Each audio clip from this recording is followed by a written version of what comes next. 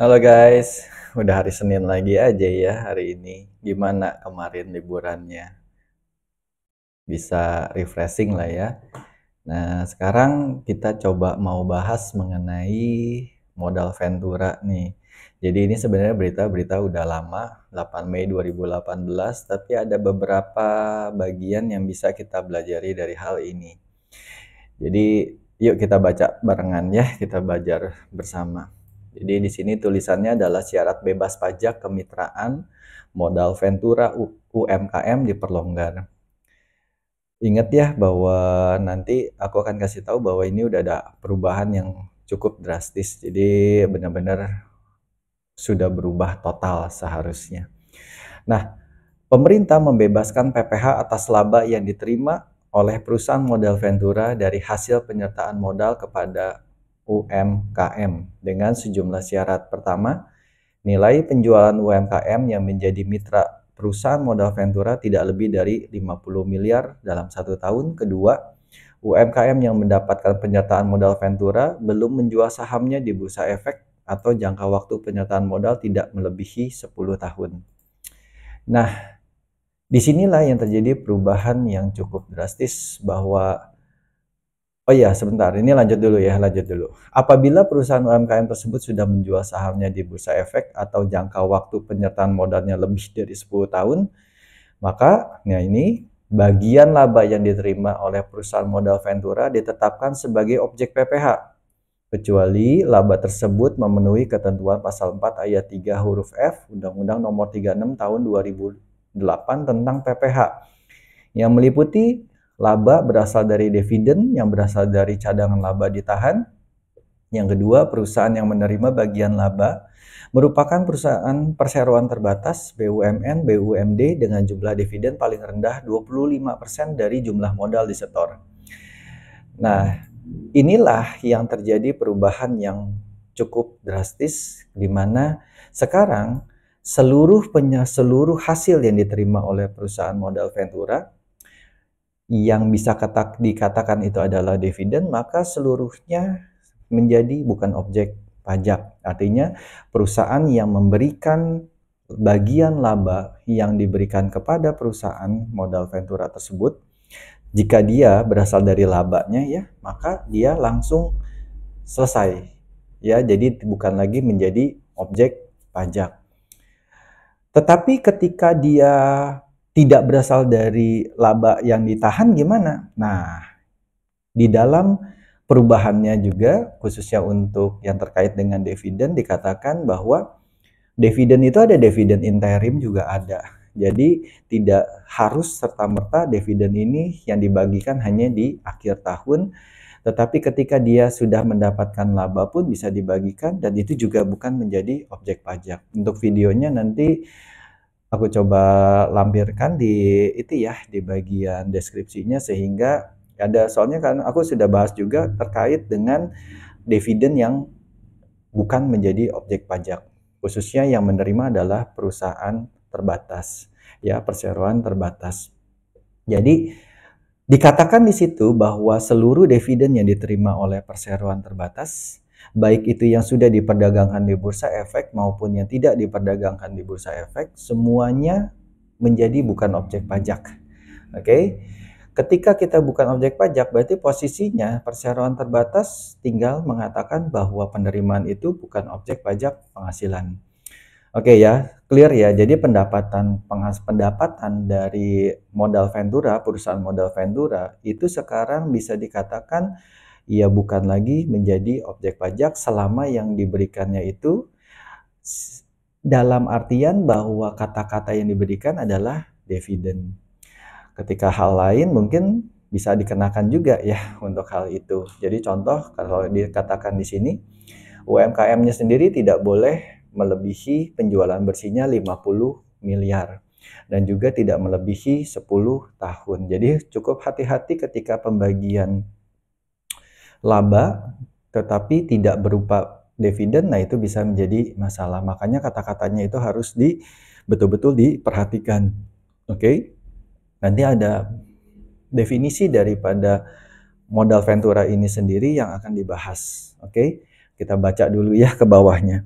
Selain itu, pemerintah juga mewajibkan perusahaan modal ventura untuk membuat pembukuan yang memisahkan antara penghasilan yang menjadi objek pajak dan yang bukan objek pajak penghasilan. Fasilitas bebas PPh itu tertuang dalam PMK nomor 48 tahun 2018 tentang perlakuan perpajakan atas penyertaan modal perusahaan modal ventura. Oke, kita lihat ya.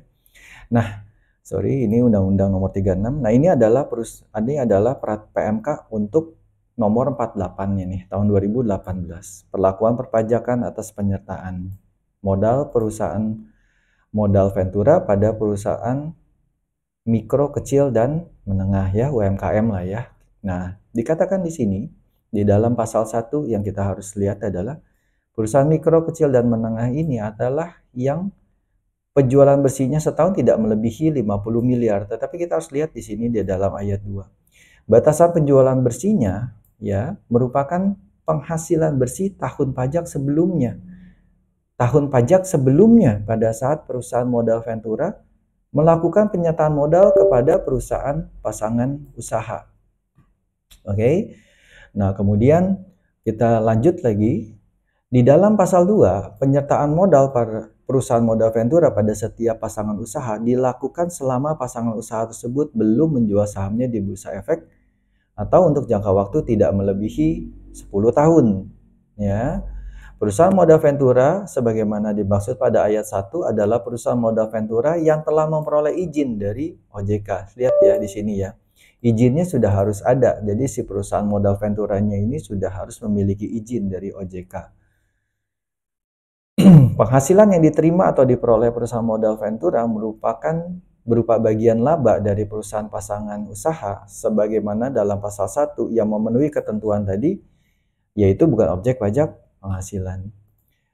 Penghasilan berupa bagian laba yang diterima atau diperoleh perusahaan modal ventura dari penyertaan modal pada perusahaan pasangan usaha yang telah menjual sahamnya di Bursa Efek atau setelah melewati jangka waktu merupakan objek pajak penghasilan, kecuali apabila bagian laba tersebut memenuhi ketentuan yang tadi sudah dibahas ya, tentu tentang dividen. Nah, kita lihat langsung ke Undang-Undang nomor 36 tahun 2018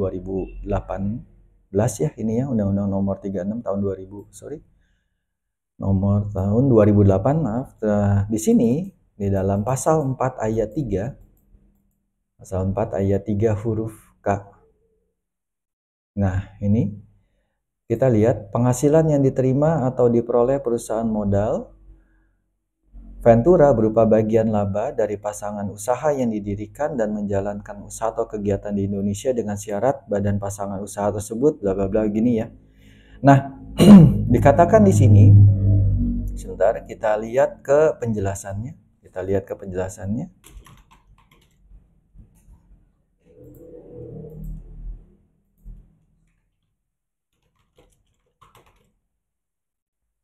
Oke.